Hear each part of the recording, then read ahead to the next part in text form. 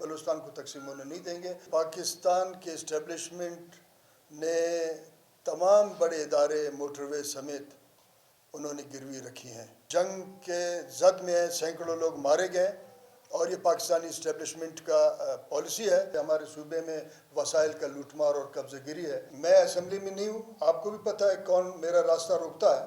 آپ بھی جانتے ہیں جو گمنام لوگ کہیں نہ کہیں باہر سے آتے ہیں اور وہ ہمارے حلقے میں ایم پی اے اور ایم این اے بن جاتے ہیں، اس کو آپ کو پتہ ہے کون یہ سب کچھ کرتا ہے۔ ایک بہت بڑا احتجاج کا راستہ کھلے گا جو صوبائی حکومت پھر اس کو برداشت نہیں کر سکے۔ بلوچستان کم از کم 1000 سال سے بھی زیادہ ایک قومی اکائی کی حیثیت سے، ایک قومی تہذیب کی حیثیت سے اپنا اس کا وجود تھا اور اس کے تقسیم قطعاً قبول نہیں ہے۔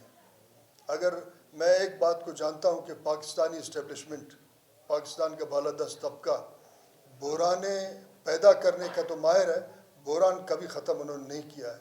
اگر وہ چاہتے ہیں کہ اس حالت میں ایک نیا بحران اٹھے تو پھر وہ اس اپنے ڈرامے بازی کو بھی آزما لیں۔ بلوچستان کو تقسیم ہونے نہیں دیں گے۔ ہمارا قومی وطن ہے، اس میں 2 قومیں رہتے ہیں، دونوں قومیں اپنے تاریخی سرزمین پہ رہتے ہیں، اس میں ہمیں آپس میں کوئی شکایت نہیں ہے۔ اب تک ہم نے کوئی فیصلہ نہیں کیا جو آپ کا سوال تھا۔ پاکستان کے اسٹیبلشمنٹ نے تمام بڑے ادارے موٹر وے سمیت انہوں نے گروی رکھی ہیں۔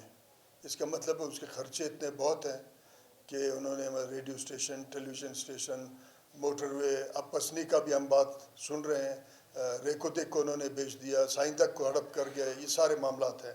اب شاید مزید کچھ بچا نہیں ہے، مگر میں سمجھتا ہوں کہ بلوچستان کے سیاسی لوگ، نوجوان اس لوٹ مار کے راستے میں کھڑے ہوں گے، لیکن اسٹیبلشمنٹ اب اس وقت یہ سمجھ رہا ہے کہ ان کے پاس اور کچھ بیچنے کا نہیں ہے، شاید وہ پھر ہمسائے کے ساتھ اپنے تعلقات خراب کریں۔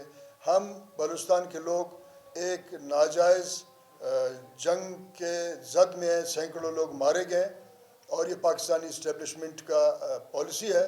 میں سمجھتا ہوں کہ آج کا حکومت اگر وہ آزاد ہے، مرکزی حکومت، وہ اسٹیبلشمنٹ کے ساتھ بیٹھے اور جنرل ضیاء الحق کے غلط پالیسیوں کا معافی مانگے اس ملک سے، ملک کے لوگوں سے، ہمارے صوبوں سے، خصوصاً خیبر پختونخوا اور بلوچستان سے، اور اپنے پالیسی کو چینج کرنے کے لیے اس کو ایک پارلیمانی مہذب طریقے سے اپنے ہمسایوں کے ساتھ رابطہ ٹھیک کرے، تو پھر میں سمجھتا ہوں کہ یہ جو ڈالر کی جنگ ہے یہ ختم ہو جائیں گے۔ اسلام آباد کا رویے سے ہم کو توقع ہوتا تو میں آج اسٹوڈنٹس اور نوجوانوں سے مخاطب ہو کے یہ بات نہیں کرتا۔ ہم نے اپنے مسائل خود حل کرنے ہوں گے۔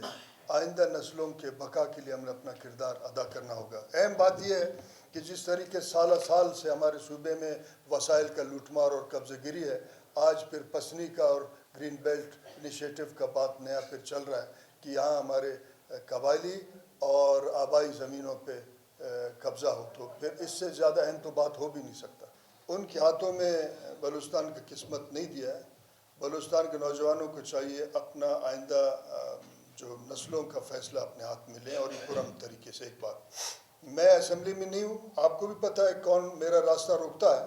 آپ بھی جانتے ہیں جو گمنام لوگ کہیں نہ کہیں باہر سے آتے ہیں اور وہ ہمارے حلقے میں ایم پی اے اور ایم این اے بن جاتے ہیں، اس کو آپ کو پتہ ہے کون یہ سب کچھ کرتا ہے۔ اور اس میں پاکستان کا کرپٹ ترین ادارے جس کو الیکشن کمیشن کہتے ہیں، اس کا بھی اس بحران میں ہاتھ ہے۔ ہم نے یہاں تک کیا کہ ہمارے پاس اسمبلی کے علاوہ، میں تو نہیں ہوں، نہ ہمارے ساتھی، نہ ہمارا پارٹی ہے، ایک فورم عدالت ہے۔ میں اور منصف وقت اور آج کے پارٹیاں، ہم سب تاریخ کے کٹہرے میں کھڑے ہو گئے ہیں اور میں عدالت میں اس لیے گیا کہ اور کوئی ہمارے ساتھ رابطہ نہیں تھا۔ پھر ہم نے سنا کہ صوبائی حکومت چاہتا ہے کہ اس کو ریوزٹ کرے اور وزیر اعلیٰ صاحب نے ایک ایگزیکٹو آرڈر کے تحت اس تمام معاملات کو 2025 مائن مل ایکٹ کو انہوں نے روک لیا، مگر ہمارے نظر سے یہ ایگزیکٹو آرڈر نہیں گزرا۔ آج میں پھر ہائی کورٹ میں گیا ہوں اور میں نے اس ہائی کورٹ میں اس ایگزیکٹو آرڈر کا ایک کاپی عدالت کا جو ریکارڈ کا حصہ بنانے کے لیے میں نے استدعا کی ہے۔ ساتھ ساتھ یہ کہ میں یہ سمجھتا ہوں کہ اسمبلی میں اب ہم نے اسمبلی تک واپس اس کو پہنچایا ہمارے ساتھیوں نے۔ ہم سمجھتے ہیں کہ حزب اختلاف جو اسمبلی میں موجود ہیں اور حزب اختلاف جو اسمبلی سے باہر ہیں، یہ صوبائی حکومت اور حزب اختلاف کا ذمہ داری ہے اس پہ ایک دفعہ پھر بیٹھیں اور از سر نو اس قانون سازی کو دیکھیں اور بلوچستان کے مفاد میں نیا قانون سازی کریں۔ سالہ سال سے اس قسم کے قانون سازی ہوتے رہیں، مثلا ڈی ایچ اے ایکٹ سنا ہے کہ 5 منٹ میں اس کو پاس کرایا گیا۔ آج بھی ڈی ایچ اے ایکٹ کو روکنے کے لیے میں اور میرے ساتھی سپریم کورٹ میں ہمارے وکیل پیش ہوتے ہیں۔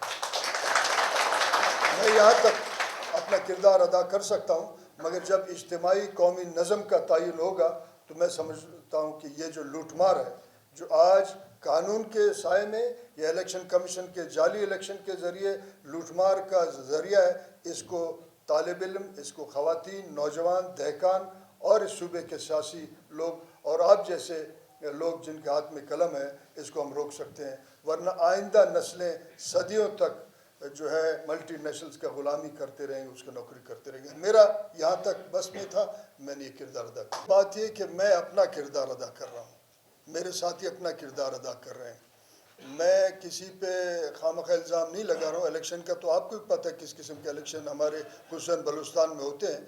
اب جو ہے اپوزیشن کے ہاتھ میں یہ قانون، پچھلے دفعہ انہوں نے کہا کہ نادانی میں یا ہم نے غور نہیں کیا یہ پاس ہوا، اب ان کے ہاتھ میں ہے، اب ہم نے واپس اسمبلی میں لایا، یہ ہمارا محنت ہے، اس کے علاوہ ہم اور زیادہ کیا کر سکتے ہیں؟ اس کے علاوہ تو پھر ایک بہت بڑا احتجاج کا راستہ کھلے گا جو صوبائی حکومت پھر اس کو برداشت نہیں کر سکے۔